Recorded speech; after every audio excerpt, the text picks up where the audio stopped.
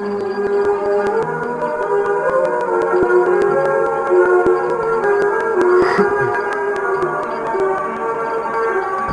говорят, что любовь это прекрасно, но я же отвечу, что любовь это лаша. Откуда вообще это слово взялось и что поясняется в нем? У меня есть теория, она очень проста, но не каждому дано ее понять. Так вот, любви это не существует, это ебаный шрифт, который не видит никто. Раз шифровка поясняется так, что любовь это наркотик, после которого пустота. Вот, например, встречаешься с какой-нибудь девахой и бросила она тебя, и ты ее вовсе не важно. Прошло несколько времени и начинается ломка, а потом пустота и одинокая душа. Нахуй она вообще нужна, эта сука любовь, от нее все проблемы, травмы, смерти, самоубийство.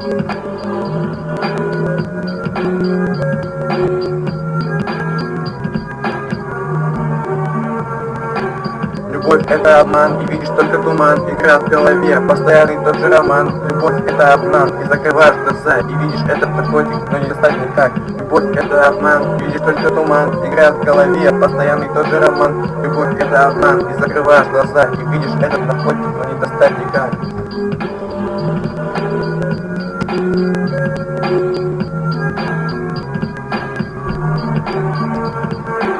Это теорема, не правило, и в нем нет исключения. Это жизнь, приятелей, она кидает частенько. К сожалению, даже родители не исключение. У них не любовь, а просто привязанность.